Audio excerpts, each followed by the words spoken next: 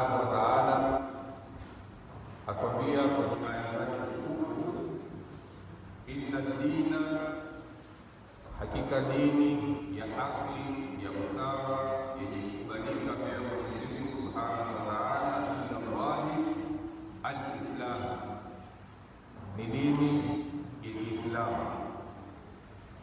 Wama ikhtalafa alladhina utul kitaba, na hawatofautiana wale kaumu waliopewa kitabu, illa min ba'di ma ja'ahumul ilm, isipokuwa baada ya kujiliwa na maarifa ya kumjua Mtume Muhammad sallallahu alaihi wasallam, baghyan bainahum, kwa sababu ya husuda ambazo walikuwa nazo baina yao kwa wao. Waman yakfur biayati llahi, na yeyote mwenye kuzikanusha aya za Mwenyezi Mungu, fa inna Allaha, hakika Mwenyezi Mungu sari'ul hisab, ni mpesi wa kuhesabu waja wake. Aya hii yatuonyesha wazi kwamba Mwenyezi Mungu subhanahu wa ta'ala amejalia kwamba dini ya Kiislamu ndio dini bora, ndio dini tukufu. Hakuna dini nyingine kushinda dini ya Kiislamu. Hata wale mushrikina walikuwa wakijigamba kwamba dini yao ni bora kushinda dini nyingine zozote. Mwenyezi Mungu ndio akaiteremsha hii aya, inna dina inda Allahi al-Islam, hakika dini bora yenye kukubaliwa mbele ya Mwenyezi Mungu subhanahu wa ta'ala ni dini ya Kiislamu. Wa man yattabi ghayra al-islami dinan falan yuqbala minhu, yoyote ambaye kwamba atashikamana na mila mingine, dini nyingine, mipangilio mingine isipokuwa dini ya Kiislamu na sharia ya Kiislamu, falan yuqbala minhu, huyo haendelee kukubaliwa mbele ya Mwenyezi Mungu, na atakuwa huwa fil akhirati min al-khasirin, na atakuwa ni katika wenye kuhasirika. Kwa hivyo sisi Waislamu tuna dini tukufu sana, nayo ni dini ya Kiislamu. Na utukufu wa dini kama huu, dini haikuanza kufahamishwa utukufu wake baada ya Mtume Muhammad kuja. Dini ya Uislamu na Mtume Muhammad ilikuwa ameelezwa, maanake tulimweleza Mtume ni kwamba ameelezwa kabla ya kuja Qur'ani katika Taurati na Injili, kama namna alivyonena na Isa, wa mubashiran birasulin ya'ti min ba'di ismuhu Ahmad, aliwapa bishara kaumu zake kwamba mimi nitaondoka, lakini baada ya mimi atakuwa mtu mwingine na jina lake ni Ahmad, akikusudia Mtume Muhammad sallallahu alaihi wasallam. Kwa hivyo bishara ilikuwa zimetangulia kabla ya Mtume Muhammad sallallahu alaihi wasallam kuzaliwa, kwamba kuna mtume akhir zamani atatokea. Hata baadhi ya watu waligura sehemu za kwao, wakenda sehemu za Hijazi, sehemu za Maka na Madina. Lengo ni kuwa pengine henda katika wao akazaa mtumi, na ikawa huyo atakazaliwa ni mtumi wa area kama hiyo, kwa sababu hata ile maeneo na mipaka ilikuwa ishaelezwa kwamba atakuwa mtumi kama huyo, atazaliwa Maka na atakuja Madina. Hata ule Waraka, wakati mtume alipoteremshwa wahi na akenda nyumbani kwake Zamiluni, baadaye na Khadija akawa hana shaka kwamba mtume ameteremkiwa na wahi kutoka kwa Mwenyezi Mungu, si matatizo ya mashaitani wala watu wengine. Walikwenda kwa Waraka na wakamweleza yale aliyoyaona Mtume sallallahu alaihi wasallam katika Gharu Hira, Jabalul, katika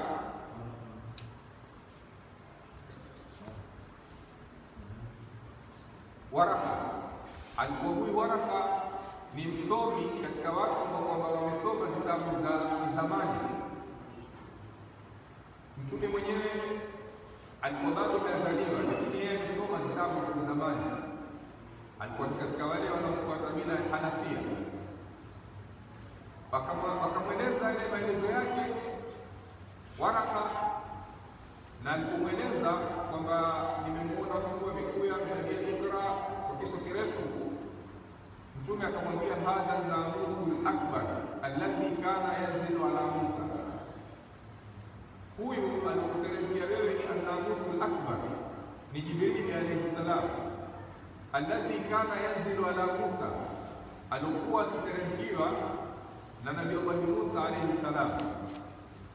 Kisha akaendelea kumwambia Mtume Muhammad sallallahu alaihi wasallam, natamani mimi lau nitakuwa hai wakati kaumu zako watakapokutoa ndani ya mji wa Maka. Waraka amwambia Mtume Muhammad sallallahu alaihi wasallam, wala Mtume Muhammad hayaambiwa tagura wala naguri, mambo wake hapo haya sharia ya hukumu hayafanyishwi chochote. Ameambiwa ikra mpaka alama al-insana ma lam ya'lam wahi katoma. Sasa huyu bwana amwambia Mtume sallallahu alaihi wasallam, natamani mimi lau nitakuwa hai wakati kaumu zako watakapokutoa. Mtume sallallahu alaihi wasallam kuambiwa maneno yale, akamwamuliza huyu Waraka, amkhurijiyahu, je, wao watanitoa ndani ya mji wa Maka? Waraka akamwambia naam, hakuna yeyote aliyokuwa na mambo kama haya yako uliokuwa nayo, kaumu zake wakamlicha, wakaweza kumwata aishi sura takao. Kwa hivyo kwa kipande hiki tunapata wazi kwamba kaumu iliyopita ilikuwa washasoma kumsoma Mtume sallallahu alaihi wasallam kwamba atatumilizwa sehemu za Maka na ataguria Madina na atakufa Madina. Wengi hapo kwamba walikuwa wamepiga kambi sehemu za Madina kutarajia na Maka kutarajia kwamba wazae na atakayezaliwa alimwoe Mtume walioambiwa katika zitabu zao na waliobashiriwa na manabii wao. Hata Qur'ani pia ikathibitisha haya kwamba Mtume Muhammad ni mtu ambaye kwamba ameelezwa sifa zake wazi moja baada ya moja. Ameelezwa sifa za Mtume Muhammad sallallahu alaihi wasallam katika Taurati na Injili. Qur'ani ikatwambia yaarifunahu kama yaarifuna abnaahu, wale Mayahudi wamuyua Mtume Muhammad sallallahu alaihi wasallam kama namna mtu anavyomuyua kijana chake. Bila shaka kijana chake mustamani sifa zake kwa wewe baba, kamuyua mwanangu maumbile yake, kimo chake, rangi yake, tabia zake, kila kitu chake kamuyua. Sasa na wao vile walivyosoma na vitabu zilizopita kabla ya Qur'ani, ni mtu ambao kwamba akimuona Mtume si wa kufanya shaka naye, wa kumwamini tu.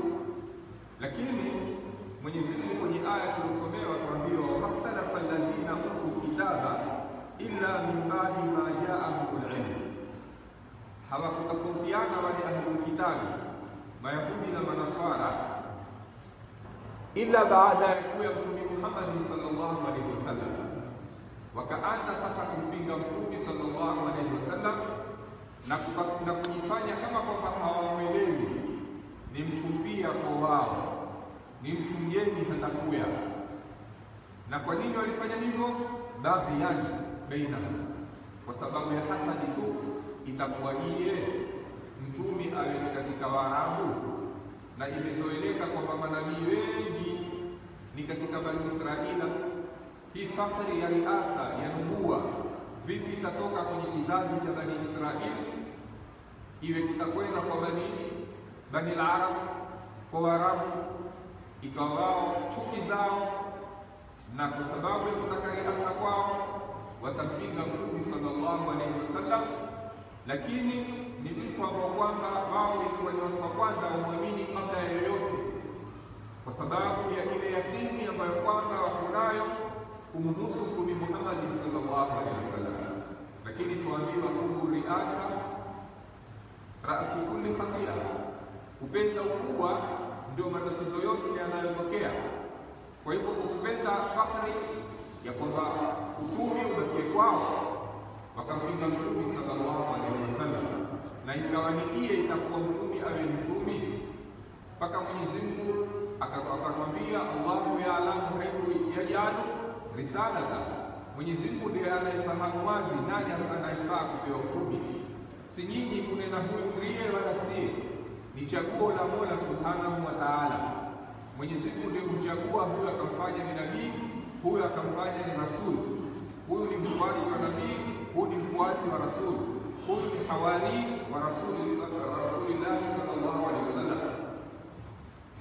Mwenyezi Mungu Subhanahu wa Ta'ala akwambia hapa kwamba wao walifanya hilo kwa sababu ya chuki tu, lakini si kwa sababu wao hawamuelewi Mtume Muhammad sallallahu alaihi wasallam, kwa sababu Mwenyezi Mungu Subhanahu wa Ta'ala mitume wote waliotumilizwa 124,000 mitume walikuwa ni Waarabu ni wachache mno. Ni Nabii Allah Hud, Shuaib na Saleh na Sayyidina Muhammad sallallahu alaihi wasallam, lakini wasalio wote ilikuwa ni katika Bani Israila. Na kwa nini pengine wao ufakhiri wakanena, wameona sisi ni watu tuna akili, sisi ni watu werevu, sisi ni watu tuna hikma sana kushinda makabila mengine, nahnu sha'bullahi mukhtar, nahnu abnaullahi wa ahibba'uhu. Lakini hawaelewi kwamba kule kutumilizwa mitume wingi ni kwa sababu ya ukorofi wao, ni kwa sababu ya upasiti wao, ni kwa sababu ya ushindani wao, kwamba kila mtume waete wao humpinga, kila nabii anayepekwa ni wenye kuteta naye, na wakiwa kuwa hasara ngine wayaktuluna al-anbiya bighairi haqq, mitume wakiwa kuwa hasara. Sasa kwa ule ushindani wao Mwenyezi Mungu na basi ngoja tupeke mtume mwingine, pengine atasikizwa, pengine watanyoka, pengine wataingia kwenye dini. Ndio Mwenyezi Mungu akafanya katika mitume waliotumilizwa Mayahudi ni wengi kushinda mitume wengine. Lakini Mwenyezi Mungu anena wa man yakfuru bi ayati llahi, yoyote ambaye kwamba atakanusha aya za Mwenyezi Mungu aelewe kwamba hatakwenda patupu, ataikanushia hapa duniani kisha masala amekwisha. Fa inna Allaha sari'ul hisab, Mwenyezi Mungu ni mpesi wa kuhesabu. Aelewe mwenye kuipotoa Torati, mwenye kuipotoa Injili, mwenye kuipinga Qur'ani, wakatia kwenye zitabu zao yatakayo, wakafutafuta hiki tupitie, hiki tukitoe, kama kwamba ni maandishi ya mwanadamu, zile zitabu za Mungu. Hiki takifuta, hiki takiandika, hukumu hii ni mzito tuiondosheni, hukumu hii ni pesi tuibakisheni, hii mzito badala yake tuweke mambo mapya ambayo kwamba ni mapesi. Mwenyezi Mungu fa inna Allaha sari'ul hisab. Ikiwa yoyote atakanusha aya za Mwenyezi Mungu, awe ni mwadini yoyote, iwe ni Myahudi, ni Mnaswara, ni mtu ambao kwamba kitabu chake ni Qur'ani, basi aelewe fa inna Allaha sari'ul hisab. Aya hili zaidi yatueleza masala ya tauhidi, kumpwekesha Mwenyezi Mungu Subhanahu wa Ta'ala. Na kumpwekesha Mwenyezi Mungu kuna maneno yake maalum ambayo ni la ilaha illa Allah, kukubali kwamba hakuna mola anayepasa kuabudiwa kwa haki isipokuwa ni Mwenyezi Mungu peke yake.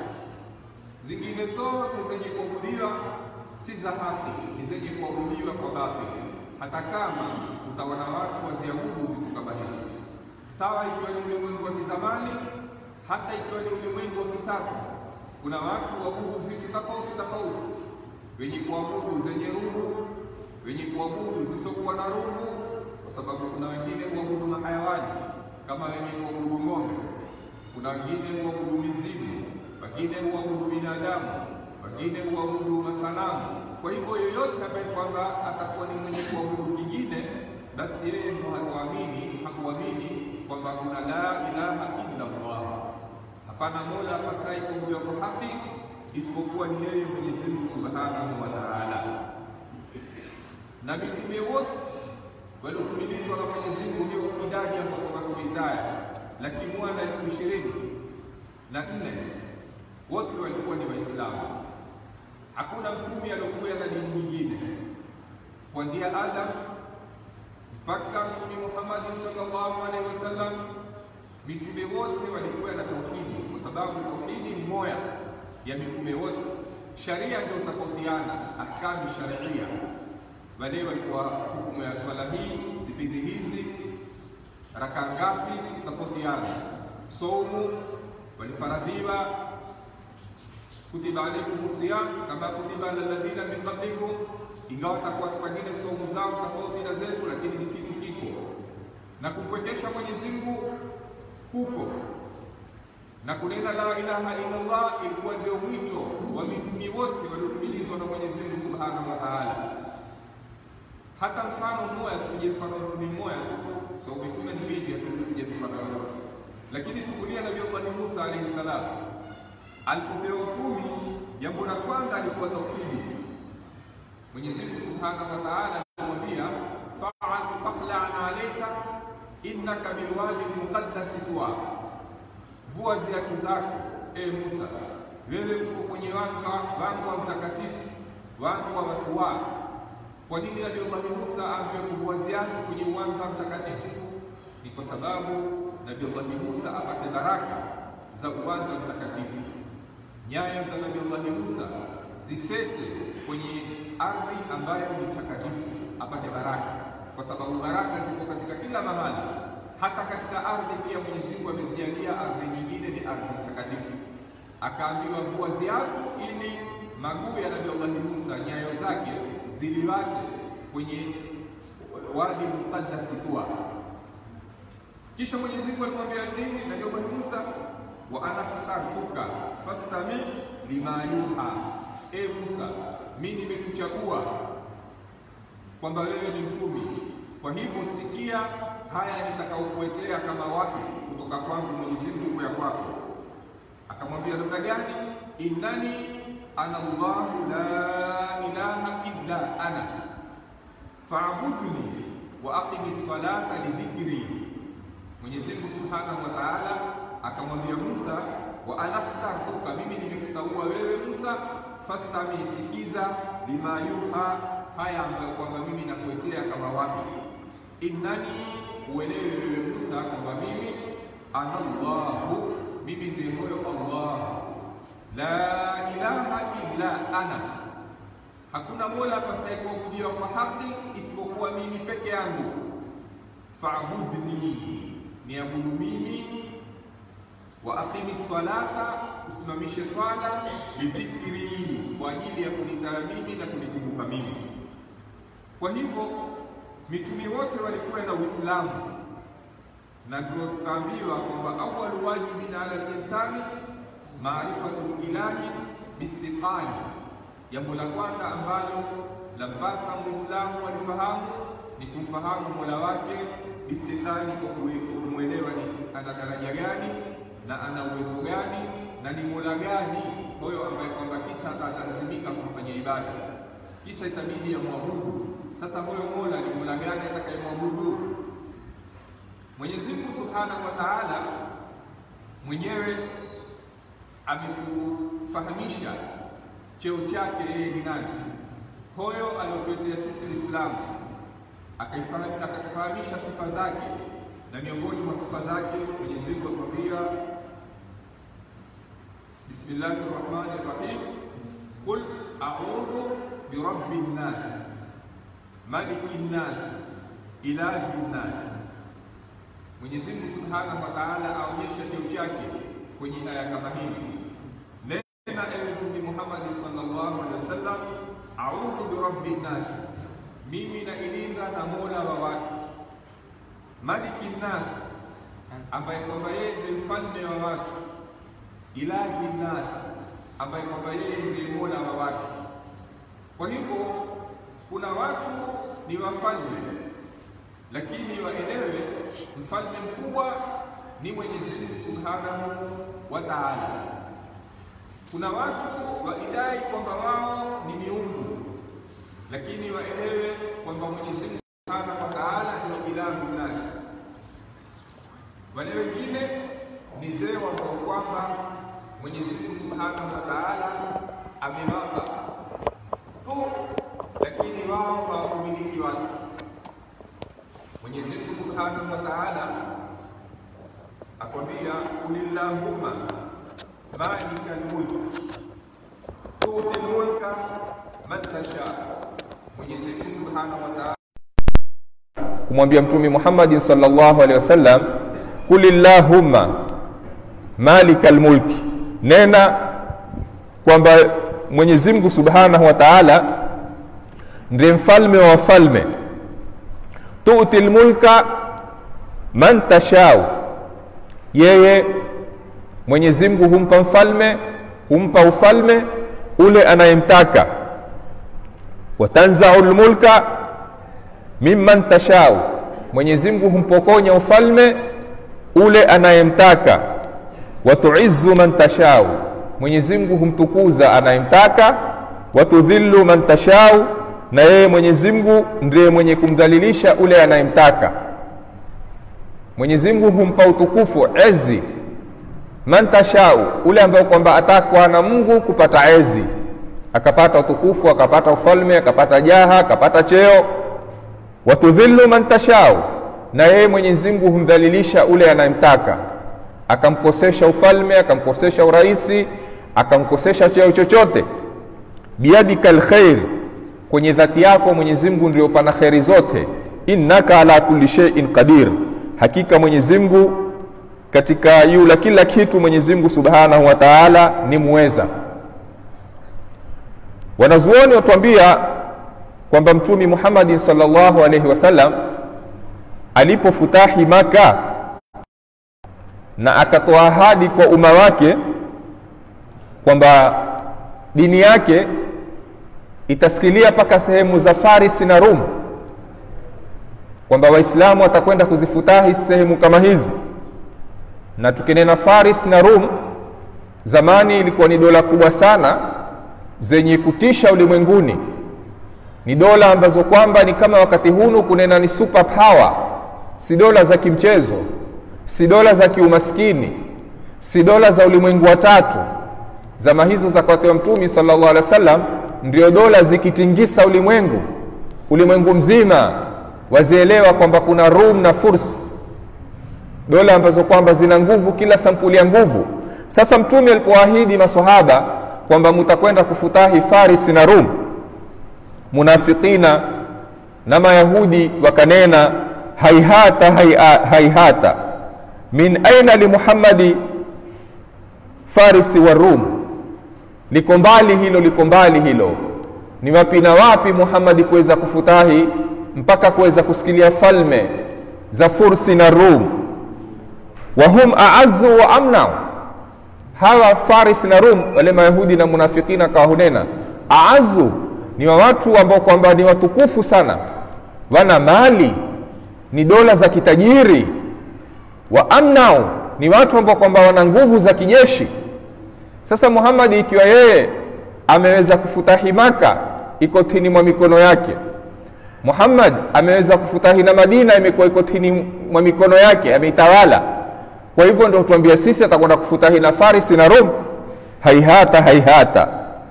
Kisa wakawahunena, awalam yakfi Muhammadan Makkah wal Madina hatta tamia fi mulki al-Faris wa Rum, huyu Muhammad hatosheki yeye na kwamba ameweza kupata miwili hii ni Maka na Madina, mpaka sasa amekuwa hutamani dola kubwa kwenda kuzifutai?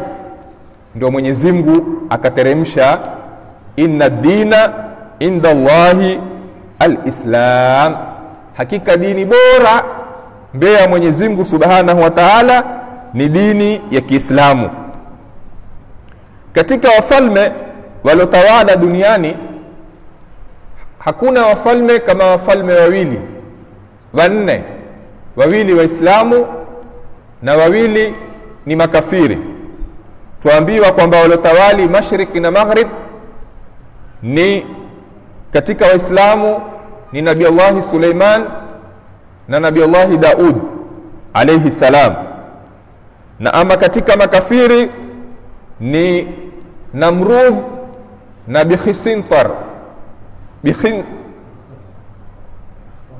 Bikhtansar, ambaye kwamba huyu pia naye alikuwa ni mfalume. Walotawala katika ulimwengu ndio wafalme wanne, ambao kwamba wawili ni Waislamu na wawili ni makafiri. Mwenyezi Mungu Subhanahu wa Ta'ala amewajalia hawa wafalme ni watu ambao kwamba wenye kusikizwa. Mwenyezi Mungu ndio mfalme wa hakika, kwa sababu ufalme wa binadamu ni ufalme wa muda. Ni wafalme ambao kwamba sikuye mtu atakufa, ambao kwamba Mwenyezi Mungu hafi. Sikuye mtu atakuwa mgonjwa, Mwenyezi Mungu hawi mgonjwa. Sikuye mtu atakuwa amepinduliwa, Mwenyezi Mungu hakuna kupinduliwa. Sikuye kuna mtu atakuwa ameritaya. Kwa hivyo utawala wa kidunia ni utawala wa muda, lakini ufalme wa hakika ni ufalme wa Mwenyezi Mungu Subhanahu wa Ta'ala. Tabarakalladhi biyadihi almulk wa huwa ala kulli shay'in qadir. Mwenyezi Mungu Subhanahu wa Ta'ala ufalme uko kwenye dhati yake, utukufu wote wa Mola Subhanahu wa Ta'ala. Lakini utukufu mwingine ni utukufu wa kuwazima, ni Mwenyezi Mungu kumjalia kama zawadi kwa mja wake, hebu nawe tawala. Na hakuna mtu ambaye kwamba atatawala ulimwengu mzima, ni utawala wa mipaka. Huyu ni mtawala wa nchi hii, huyu ni mfalume wa nchi hii. Wafalme kila mmoja ana serikali yake, kila mmoja ana wafuasi wake, kila mmoja ana katiba yake ambayo kwamba ni tofauti na katiba ya mwenzake. Huu ndio ufalme wa kidunia. Lakini katika hawa wafalme wa kidunia pia kuna wafalme ambao kwamba huwa wao ni wenye kupotosha watu, ni watu wenye kuongoza vibaya. Badala ya kuokoa ule umma, ikawa watapotezwa ule umma. Hata siku ya Kiyama wale wenye kupotezwa wende wamshtakie Mola Subhanahu wa Ta'ala. Mwenyezi Mungu atuambia wale wenye kuifanya wao ni wafalme na wafaa kuabudiwa, na watu wakasikiza maneno yao wakawaabudu, basi siku ya Kiyama wale wenye kuabudu na wenye kuwasikiza wafalme kwenye mambo ambayo kwamba si sawa, watanena rabbana inna ata'na sadatana wa kubara'ana fa'adhalluna sabila. Sisi tuliwasikiza wakubwa wetu na mabwana zetu, lakini wakawa ni wenye kutupoteza ndia ya sawa. Kisha atamwambia Mwenyezi Mungu rabbana atihim dhifaini min al'adhab wal'anhum la'nan kabira. Kisha watamwambia Mwenyezi Mungu ya Rabbi, sisi asili adhabu zote hizi tunazozipata ni sababu ya wale sadatana wa kubaraana. Ewe Mola, basi wao wape mara mbili ya adhabu zetu. Hii adhabu tulonayo wao iwe ni mara mbili yetu, tena uwalani laana kubwa. Haya yatanenwa na watu gani? Wale wafuasi waliofuata wafalme katika mambo ya batil. Nao ni kwamba wao adhalluna sabila, waliwapoteza ndia. Kama namna mfano wa Firauni, tupige mfano wa Firauni. Firauni alikuwa ni mfalme, lakini akawapoteza watu wake.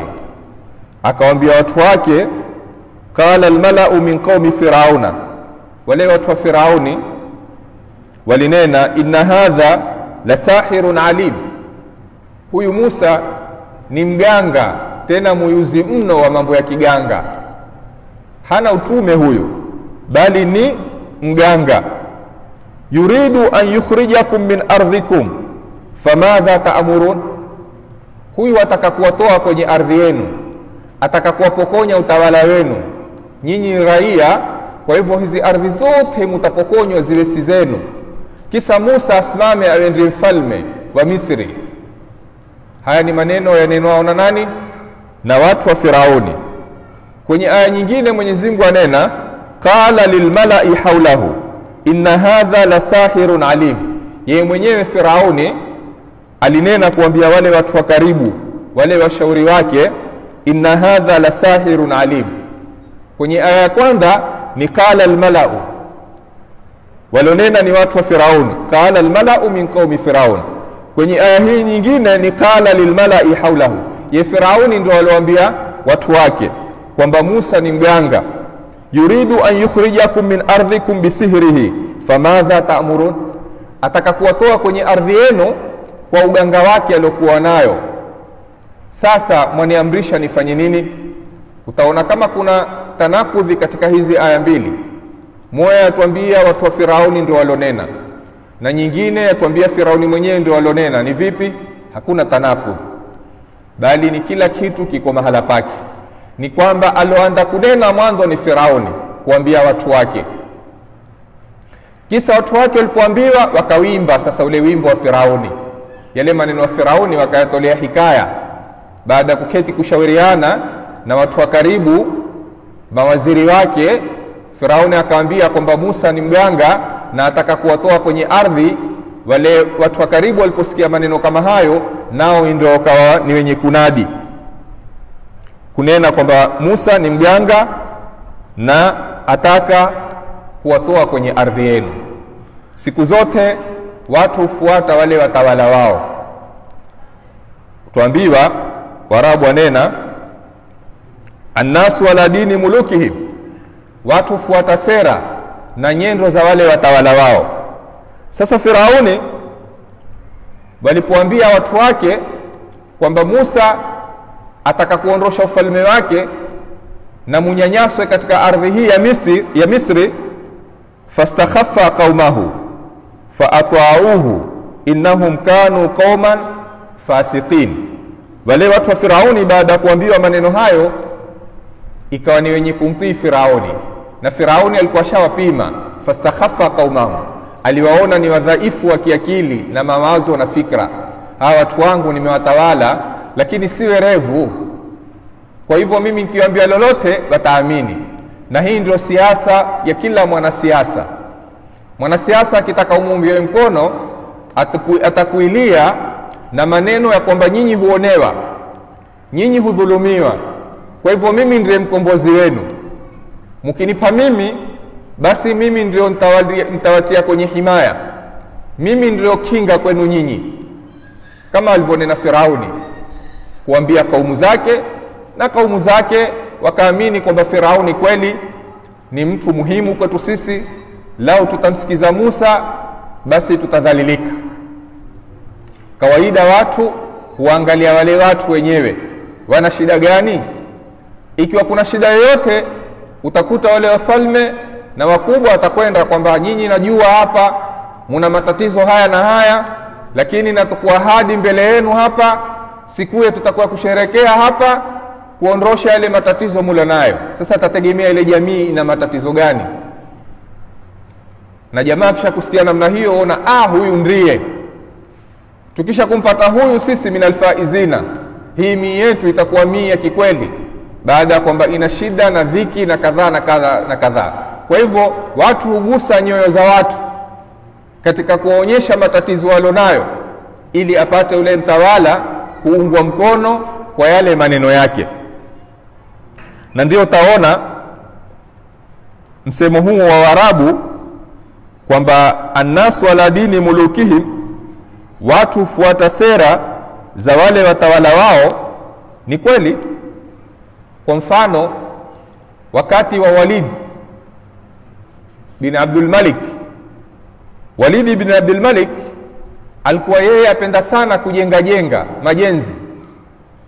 Sasa watu wote nao wakati wa utawala wake, wakati wa khilafa yake, wakawapenda masala ya majenzi. Mtu akipambana na mwendani wake huwa akimwambia madha banaita madha amirta, umejenga nini wewe, umeamirisha nini? Annasu ala dini mulukihim, ule mfalume wao mtawala wao apenda kujenga. Kwa hivyo watu wote na wao taona nao apenda kujenga, kula mwana na hamumu ya kupata ardhi apate kujenga. Na mtu akipambana na mwendani wake gumzo huwa wewe umewahi kujenga bwana, wewe huyapata kijumba, huyapata ardhi, huyasimamisha kizio, huyatia msingi. Mazungumzo ikawa namna hiyo. Na wakati wa utawala wa nduye Suleiman bin Abdul Malik, Suleiman bin Abdul Malik yeye alikuwa hakupondokea katika masala ya majenzi. Yeye alikuwa masala yake ni wanawake, alikuwa penda sana wanawake. Sasa watu kawaida kama sura tunenao humwangalia ule aliyokuwa yulao kiongozi wao, huyu apenda nini, basi na wao fuata nyayo. Sasa Suleiman bin Abdul Malik alikuwa yeye apenda wanawake, ikawa ule umma wenyewe mtu akipambana na mwendani wake humuuliza kam tazawajita, wewe umeoa wake wangapi? Wewe huyaoa mpaka sasa? Una mke mmoja? Huyatimiza wanne? Huna mke wa pili wewe? Huyatimiza watatu mpaka sasa umetia nanga hapo wewe? Ikawa mazungumzo namna hiyo. Kam tazawajita, una watu wangapi wewe ambao kwamba ustarehe na wao? Kwa sababu gani? Kwa sababu Suleiman bin Abdul Malik mwenyewe hobi yake ni kwa wanawake. Ikawa masala namna hiyo. Na ilipokuwa wakati wa Sayyidina Umar bin Abdul Aziz, huyu naye alikuwa sera zake ni mtu ambaye kwamba apenda sana kusoma Qur'ani, kuswali, ibada, mambo ya dini. Alikuwa na nahdha kubwa sana ya mambo ya kidini, mpaka ule umma nao ikawa wapenda mambo ya kidini. Sasa wote ni katika utawala wa Bani Umayya, lakini kila mtawala huwa na sera zake, na kila mwenye kuwa na sera, zile sera ambazo kwamba huwa nazo hufuatwa na wale wafuasi. Sasa wakati wa Umar bin Abdul Aziz, ikawa mtu akipambana na mwendani wake humuuliza, wewe umesoma Qur'ani? Wewe yana umesimama kuswali usiku? Umeswali raka ngapi? Umehitimisha Qur'ani juzu ngapi? Wewe una adhkari zozote ambazo kwamba wazieta za dua? Kwa hivyo annasu ala dini mulukihim, ni kwamba watu huwafuata wale watawala wao na wale ambao kwamba wako yulao. Sasa mtawala yoyote ikiwa mfano ni shujaa, utakuta na ule umma umekuwa mashujaa. Mtawala yoyote akiwa ni mkarimu, utakuta na wale watu wote wamekuwa ni wakarimu. Wakadhalika namna hiyo tena, ule mtawala namna aliyo ndio watu watakavyokuwa. Na ikiwa mtawala ni dhalimu, basi elewa kwenye hiyo nchi itakuwa madhalimu tele yomea. Ikiwa wale watawala wenyewe ni watu ambao kwamba si waadilifu, basi utakuta maonevu kwenye nchi hiyo ni kubwa sana, kwa sababu picha ambayo kwamba aitoa mtawala ni mbovu. Kwa hivyo na wale raia hutaba ule mwendo wa ule mtawala ambao kwamba wako naye. Uislamu ni dini ambayo kwamba haipingi utawala, haipingi ufalme, kwa sababu walikuweko wafalme, walikuweko watawala, walikuweko viongozi ambao kwamba sera zao ni zenye kuhimidiwa, walioeta ufanisi katika dunia kama hini. Na lau dunia mpaka leo itafuata nyayo zao, basi dunia pia itatengea na dunia itaonekana imefana, kwa sababu ya mipangilio, kwa sababu ya sera za wale wema ambao walokuya wakatawala, wakapeka Uislamu mbele, wakayapeka maisha ya wale raia zao mbele, ikawa kutapatikana maendeleo kila sampuli kwa sababu ya utawala bora. Ukiona mahala hakwendi mbele, usitake usiulize, huwa ni kwa sababu ya wale ambao ndio watawala. Watawala ikiwa hamu yao ni matumbo yao, basi itakuwa pale ndani mwa nchi hakuna chochote chenye kuwa, kwa sababu kila mmoja aangalia tumbo lake. Ikiwa mtawala hamu yake ni raia zake, aweze kuwaetea mambo mbalimbali ambayo kwamba ni bora, basi utakuta ile nchi imekwenda mbele. Tena watu watamani nchi kama ile, wengine waliokumbali watamani na wao wae kuishi ndani mwa nchi kama ile. Na utakuta vitega uchumi ni mingi sana ndani mwa nchi kama ile, mpaka watu watoke nchi zao wae kufanya biashara ndani mwa nchi ambayo kwamba ina maendeleo. Na yote hayo nini? Ni kwa sababu ya utawala bora. Kwa hivyo Uislamu ndio dini bora ambayo kwamba Mwenyezi Mungu Subhanahu wa Ta'ala uko radhi nayo, na hakuna dini ambayo kwamba yenye kukubaliwa siku ya Kiyama isipokuwa ni dini ya Kiislamu. Na insha Allahu Ta'ala tutaelezana mengi kuhusu Uislamu na utawala, Uislamu na ufalme, ili tupate faida, tuone namna gani sisi Waislamu, Uislamu wetu lao tutashikamana nao tutakuwa ni wenye kuzama, au tukishikamana na Uislamu tutazuka. Yote hayo insha Allah Taala ni katika darasa zetu zitakazofuata insha Allah Taala. kueleza inna dina inda Allahi al-Islam, dini bora ni dini ya Kiislamu. Kwa nini dini ya Kiislamu iwe ni bora? Dini ya Uislamu ni dini kuswali tu peke yake na kufunga peke yake, ama kuna na mengine mengi? Yote hayo tutapata katika darasa zetu. Wafaqana Allahu lima yuhibbuhu wa yarda wa yaj'alana min alladhina yastami'una alqawla fayattabi'una ahsana. Wassalamu alaykum wa rahmatullahi ta'ala wa barakatuh.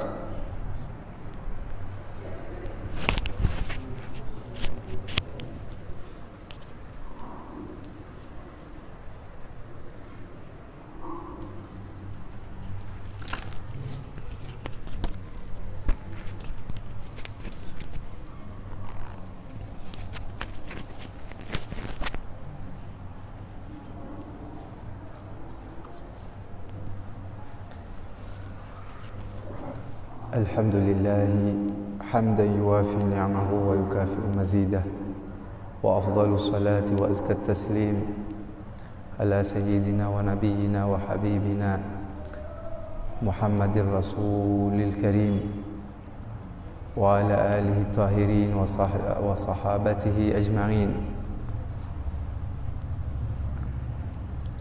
Tukiendelea katika kuelezea sunna za saum, tulizitaja sunna kadhaa za saum, na leo inshallah natarajia tutakoma kwa zile ambazo tutakuwa tumeafikiwa, lakini sunna za saum ni nyingi. Tumesema tutaelezea tu baadhi ya hizi sunna za saum, kisha kesho inshallah taala tutaingia kuelezea mambo ambayo ni makruhu kwa mtu aliyefunga. Miongoni mwa sunna za saum vamenena ni al-iktharu min tilawati al-Qur'an, ni kukithirisha kusoma Qur'an, yani kusoma Qur'ani kwa wingi. Na ni muhimu himma mpaka sasa izidi iendelee katika kusoma Qur'ani na mengineo katika mambo ya khairat, kwa sababu kiasi kikubwa kila masiku yakisongea ya mwezi wa Ramadhani hupungua pia ile nishati na sallallahu alaihi wasallam. Katika huu mwezi wa Ramadhani mtu ataka ajipotolee zaidi kufuata sunna za Mtume sallallahu alaihi wasallam. Akataja mfano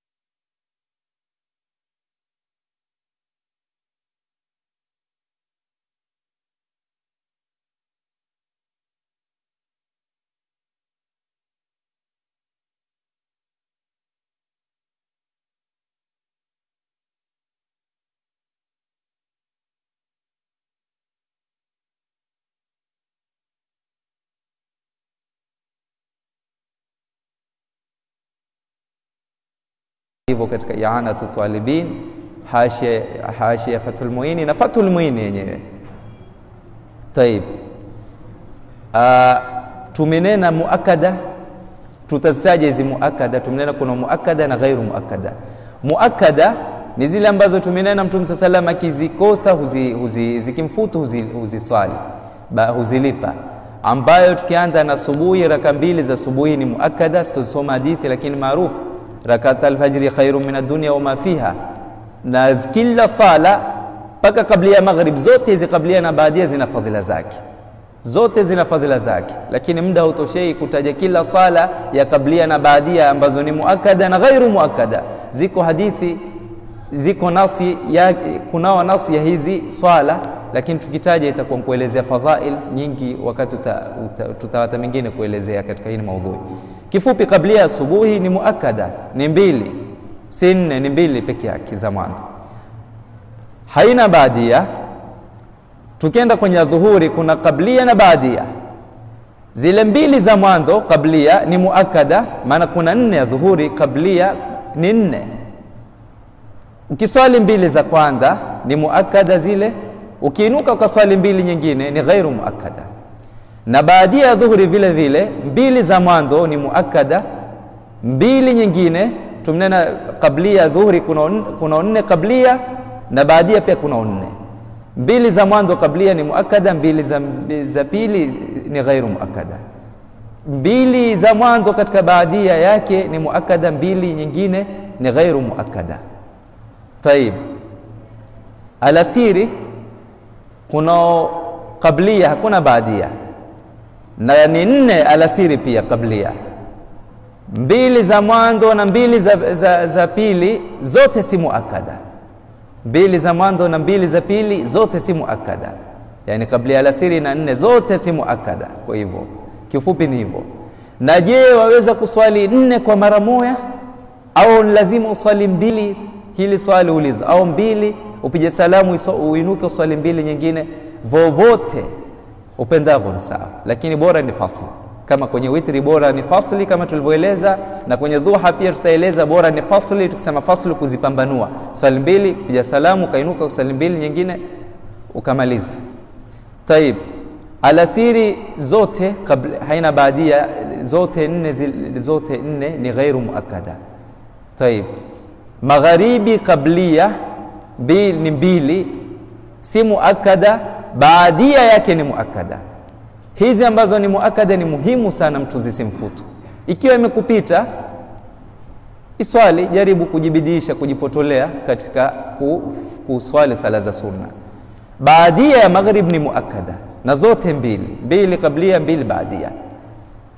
Na isha kablia si muakada, baadia ni muakada.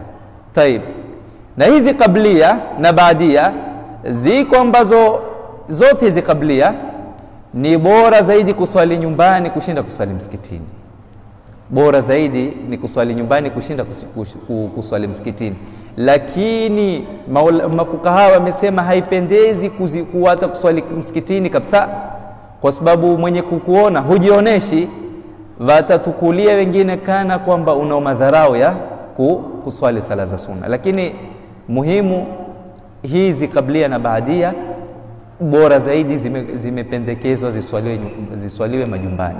Ni uzuri zaidi kabla hizi sunna hizi, si zote hizi rawatib ziswaliwe majumbani, lakini sisemi kwa jumla kuwa sunna zote ni bora ziswaliwe majumbani. La, kuna sunna ambazo zimesuniwa, ziko swala za sunna zimesuniwa kuswaliwa msikitini, na mara nyingine ambazo hazikusuniwa msikitini kwa sababu pengine tukiswali msikitini kutafanya watu, kutarikibisha watu waifanye ile sunna pale, itapendekeza kwa sababu fulani, itapendekeza ile sunna iswaliwe msikitini kuliko nyumbani. Itategemea na asbab hapa. Taib, na je, mtu aweza kuswali kablia na baadia kwa pamoja? Katika mfano akaswali kablia dhuhuri na baadia kabla ya sala, hawezi, kwa sababu baadia wakati wake ni baada ya kuswali. Baadia hata kama wakati umeingia, baadia ni baada ya kuiswali ile sala. Ama kablia la, si namna hii, waweza wewe wakati wa sala usisali kablia ukanena nitasali baada ya sala, itaingia kablia na baadia, na ikiwa ndani ya wakati itakuwa ni adaan kama tulivyoeleza. Tayeb, akasema wa salati dhuha, na sala ya dhuha. Yani amezitaja hizi sunna baadhi, si zote, maana sunna ni nyingi sana, lakini hizi alizozitaja madamu amezitaja tutaziletea ubainifu kidogo ili zifahamike. Amenena wa salati dhuha, na sala ya dhuha. Swala ya dhuha ni swala tukufu sana, isipokuwa cha masikitiko makubwa yako katika madhehebu ya Kiislamu wanayokanusha swala ya dhuha, ambayo imethibiti kwa riwaya mutawatir. Ni swala haina shaka, imethibiti ndani ya sahihaini Bukhari na Muslim, swala ya dhuha. Maana kusema hivi, tusikubali tashwishi. Pengine saa nyingine tatizo kubwa, mtu madhhabi yake badala muulize mwalimu au shekhe wa madhhabi yake, amuulize mtu amuona tu ni ustadhi ambaye si wa madhhabi yake. Ndio kaona saa nyingine haya masail hutatizana. Mtu kwambia lakini mimi nimeuliza mmeambiwa hivi, mbona fulani unena hivi?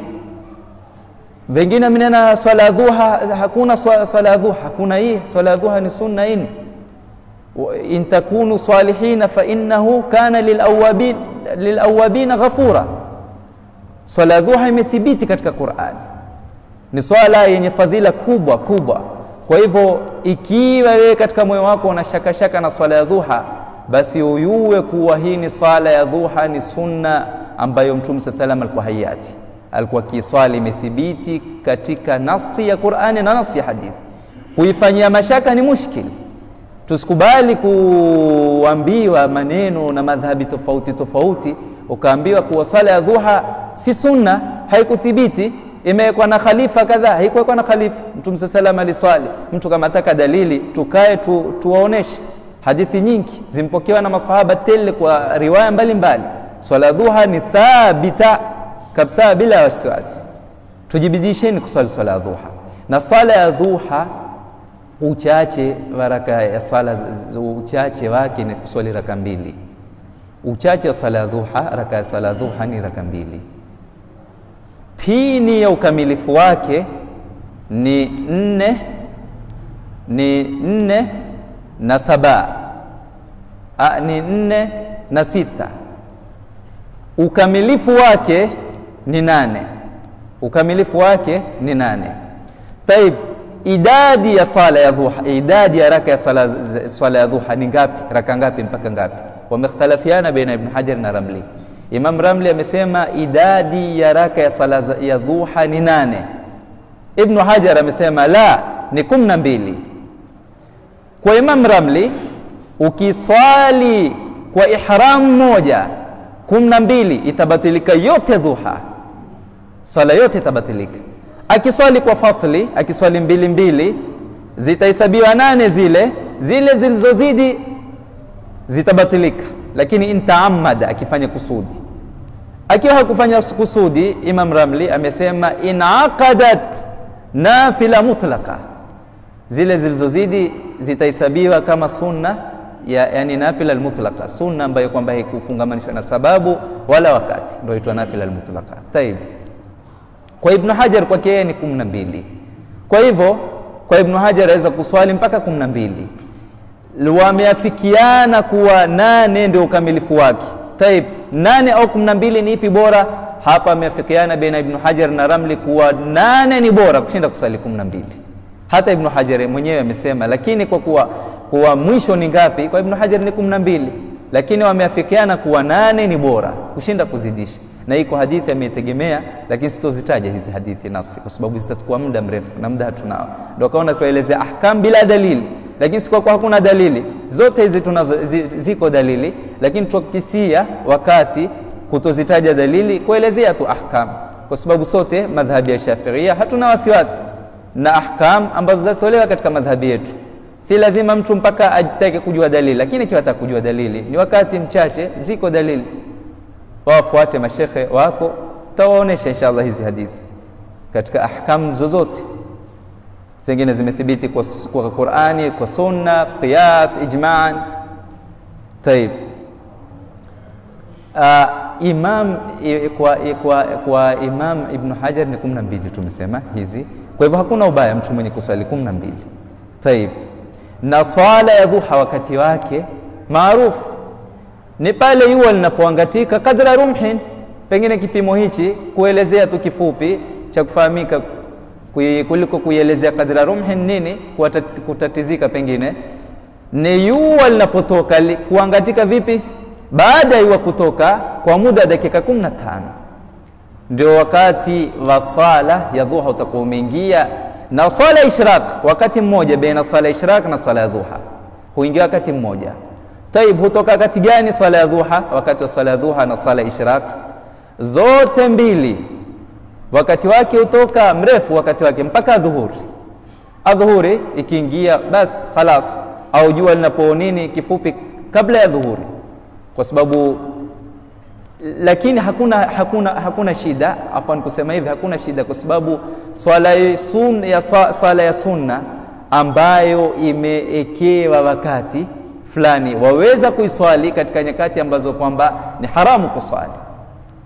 Mfano waweza kuswali swala ya dhuha saa 6 kamili. Kama kuna khilafu pengine tuangalie katika mutawalati katika haya masala, au tutafahamisha na mashekhe zetu. Taib, akasema wa tasbih, na swala ya tasbihi. Swala ya tasbihi ni sunna ambayo watu wengi wameghafilika na hii swala ya tasbihi. Na swala ya tasbihi ina thawabu kubwa. Mtume sallallahu alimfundisha ammi yake Abbas, amemfundisha hii ni swala ya tasbihi na akamuelezea fadhila zake. Hadithi mpokewa na Ibn Abbas, lakini maneno Mtume sallallahu alikumwambia ammi yake Abbas, kwa hii ni swala, sikupi kitu, yani sikupi kitu cha faida chenye manufaa kwako ambacho ukikifanya Mwenyezi Mungu atakufutia madhambi yako makubwa madogo, ya dhahiri ya siri.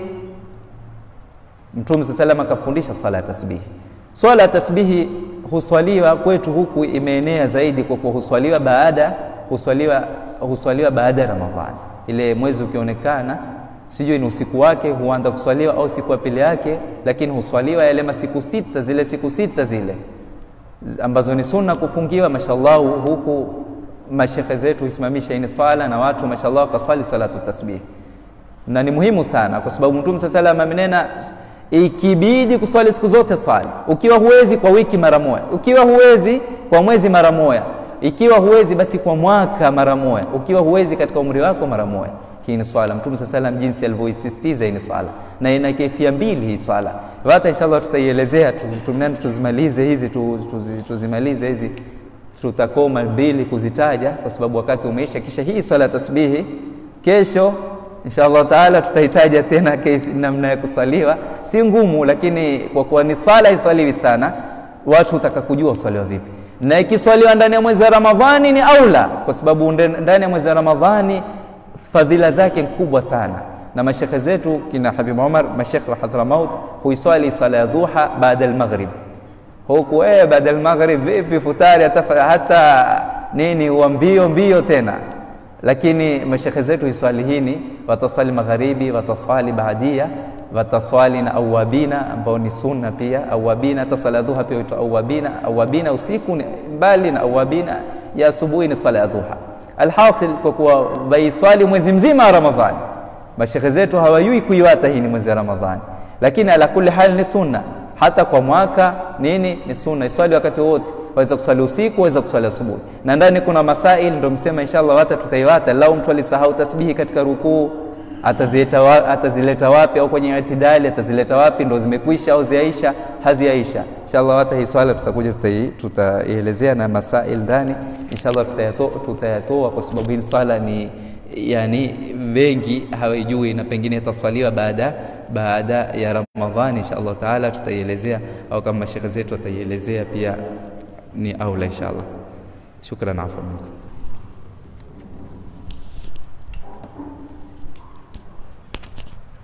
Bismillahirrahmanirrahim.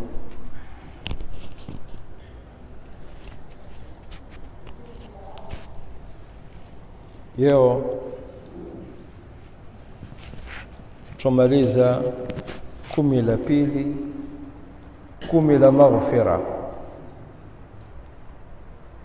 Tuingia kwenye 10 la tatu ambalo ni 10 la itqi minan nari, la Mwenyezi Mungu kwa watahuri waja wake amezowateua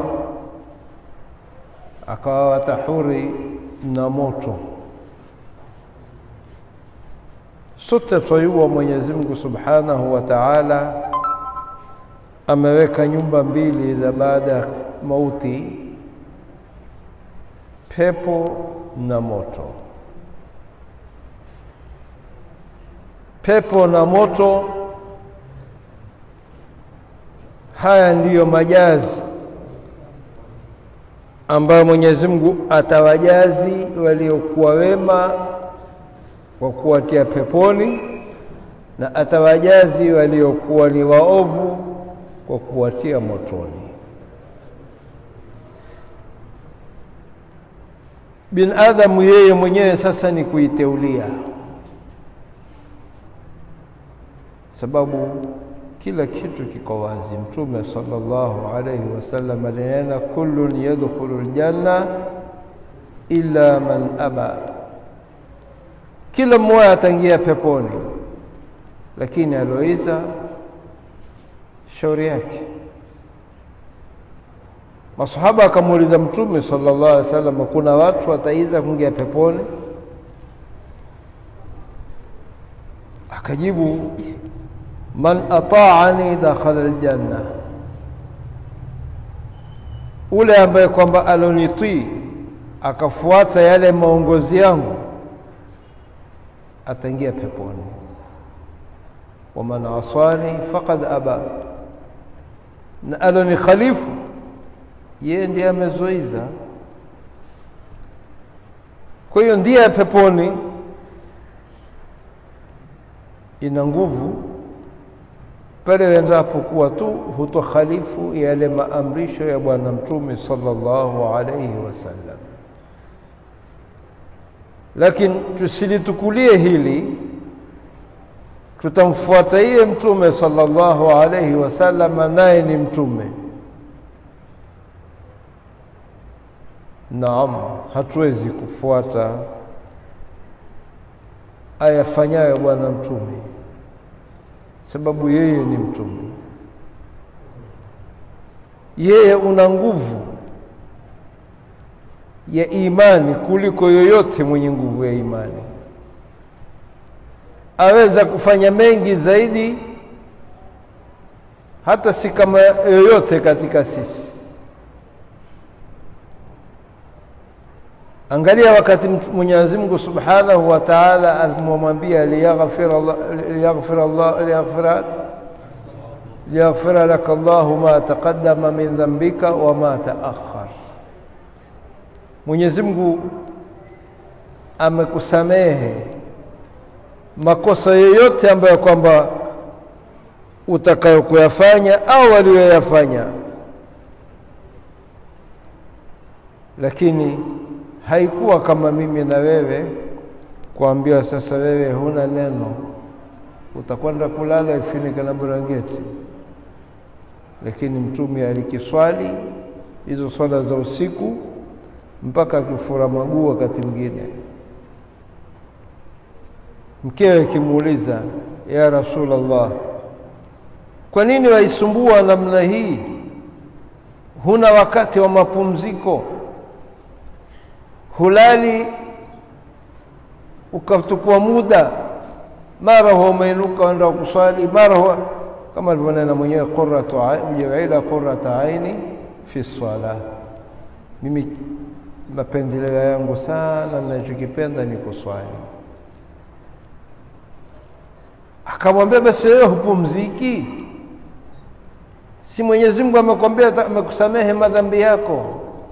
Akamwambia, naam, Mwenyezi Mungu amenisamehe madhambi yangu. Afalan akuna abdan shakura, sasa mimi sifai kuwa ni mja mwenye kushukuru? Kawaida aiwa kufadhiliwa hushukuru. Na kushukuru kuna namna ya kumshukuru mtu, kumwambia ahsanta, nimepata tende, ahsanta, nimepata amana uliniletea. Ikawa mtu mwenye kujibiwa ya ule ameona raha sana kwamba mimi nimemfadhili fulani na ametambua nimemfadhili. Lakini Mwenyezi Mungu tutamwambia ahsanta kwa jambo gani?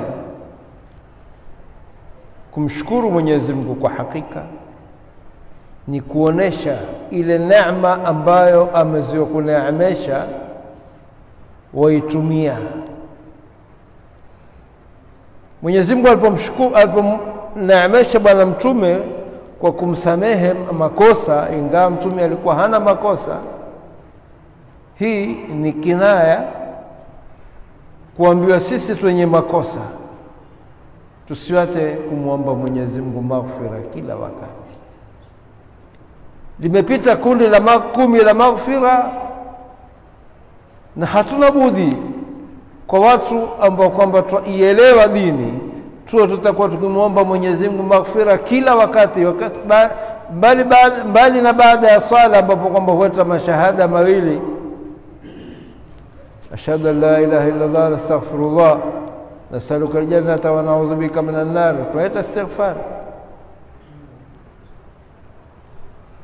Lakini kwa Mtume sallallahu alayhi wasallam ilikuwa maghfira au kumshukuru Mwenyezi Mungu ni kuendelea na kile kilichompatisha msamaha. Ni kitu gani? Ni ibada. Akawafunga swali mpaka maguu yakamfunga. Sasa hili ni 13 ambayo kwamba kesho tutaingia nalo. Kuingia magharibi hiyo 13 huwa tayari imeingia, na ni 10 la itqi minan nari, la Mwenyezi Mungu kwa watawaja wake huru na moto. Yani Mwenyezi Mungu ameweka sababu nyingi za kuwatoa watu ndani mwa moto katika 10 hili. Lakini ikiwa watu watafahamu, ipo pale tunapo wakati ukimshukuru Mwenyezi Mungu siku na alhamdulillah, bali ni kuwa Mwenyezi Mungu amekuwekea asbabi za kushukuriwa. Yani umtii kwa ile namna Mwenyezi Mungu yeye amekubali kutaka kutiiwa. 10 la mwisho kwa kuwa ni 10 la maghfira, kuna mengi ndani ya 10 hili ambayo Waislamu tunahitaji tuishughulishe nayo. Siku ni 10 zimezobaki, na siku 10 hizi zimezobaki tukifanya hesabu na siku zimezotangulia ni 20. Tulifunga na mambo yetu kiasi gani? Kiasi cha kwamba tayari pengine kama likweli ulikuwa ufunga, umeze kuwa mzoevu wa kusoma Qur'an, mzoevu wa kuswali, mzoevu wa kufanya ibada njema, mzoevu wa kutii na kuzuia ulimi wako na kuzuia kila kitu chako ambacho kwamba chafanya makosa, uko tayari kukizuia kwa muda siku 20. Hizi siku 10 ndio aula zaidi tuendelee katika kuifanya mambo mazuri, ili Mwenyezi Mungu Subhanahu wa Ta'ala atuate huri na moto. Mbali na Mwenyezi Mungu awatawaja wake huri kila siku. Mtume atuambia sallallahu alayhi wasallam, kila siku wakati wa kufungua saum Mwenyezi Mungu huwawata huri waja zake 600,000. Watu 600,000 katika ulimwengu kila siku huwatwa huri na moto. Lakini hakuna aiwao, ni mimi wala ni wewe. Ni wewe mwenyewe kama wataka kuwata huri na moto, uilazimishe na kufanya mambo yenye kupekea uwatwe huri na moto. Nayo ni kutekeleza zile amali ambazo Mwenyezi Mungu Subhanahu wa Ta'ala alikuwekea na Mtume sallallahu alaihi wasallam akakupendelea. Hapo ndipo waweza ukaingia katika wale watu 600,000 katika kila siku. Ulimwengu una watu wengi sana ambao kwamba ni Waislamu, na kila siku watahuri watu 600,000, 600,000 kwa muda wa mwezi ni watu milioni 1, ni watu milioni 18. Na ikisikilia ile siku ya mwisho, Mwenyezi Mungu huwa watahuri kama wale watahuri kwa jumla ya 600 kila siku, ikasikilia watu milioni 36. Siku ile mwezi ukiandama wa mfungo kwanza, basi kuna watu milioni 36. Ni katiti sana sana tena, kwa sababu mpaka sasa takriban Waislamu walioko ndani mwa ulimwengu ni bilioni 2 au milioni 1.8 ndio Waislamu walioko ndani ya ulimwengu kwa jumla, bilioni 1.8. Sasa ukifanya hesabu ya bilioni ambayo kama bilioni 1 ni milioni mara 1000, katika milioni mara 1000 ni bilioni 1.8, kisha utoe 36, kitakuwa ni hesabu ambayo kwamba haijulikani. Pengine yaweza kuwa ni sudus 1/6 ama ni ushiri pengine, au haitibu kamwe 1/10. Hapa ndipo penye kinyang'anyiro. Sote ni Waislamu. Je, tutaingia kuwatahuri na moto katika Ramadhani hii? Hii ni wewe mwenyewe ikiwa wataka. Kullun yadkhulul janna illa man aba, kila mmoja ataingia peponi lakini asotaka. Ili tuweze kuingia peponi, tusalimike na moto, siku ya kutiwa watu motoni na sisi tutolewe, tuambiwe nyinyi hamufai kuingia motoni, nyinyi nendani katika pepo, lazima utume hapa hapa duniani kwa yale mambo ambayo tumewekewa. Ramadhani ni mwezi wa ghanima. Mtume aliambiwa, bauda man adraka ramadhana falam yughfar la, ngwamweka mbali alongiliwa na Ramadhani asipate maghfira ya Mwenyezi Mungu. Kwa nini usipate maghfira? Na huu ndio wakati wa maghfira. Kila siku usiku kuna malaika hunadi, ya baghi alkhair aqbil wa ya baghi alsharri aqsir. Kila siku kuna malaika hutumwa na Mwenyezi Mungu wakizungumza, wakiambia watu, utakao mema, huu ndio wakati, na wewe utakao maovu, hela punguza. Miezi 11 wewe wafanya tu, hujali wala hujaribu ngalau kaingia nawe msikitini siku moja. Basi napaka Ramadhani pia utaingia msikitini? Aksir, punguza. Ngaa katika miezi 12 mmoja utoe, pengine utaendelea. Ile neema ya Mwenyezi Mungu na rahma yake ikikusikilia, waweza ukaendelea ukawa ni mwema.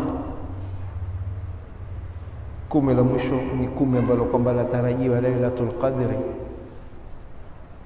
Hii ni siku maalum ambayo Mwenyezi Mungu Subhanahu wa Ta'ala ameiweka kwa yoyote ambaye kwamba atakuwa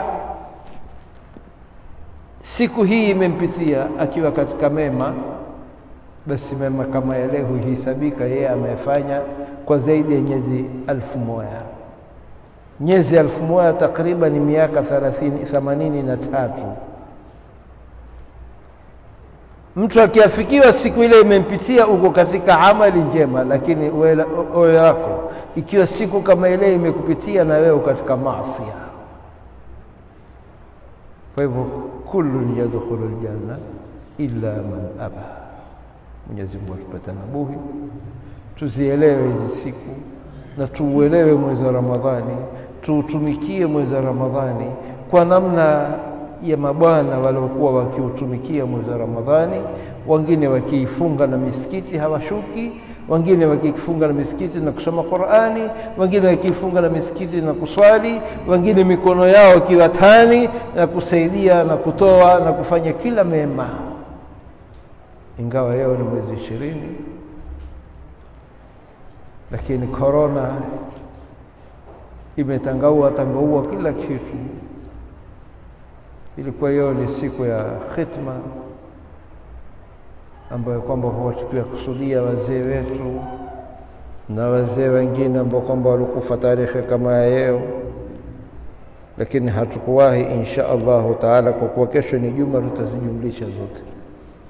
Wa ila hadrati nabii Muhammad al-Mustafa al-Fatiha.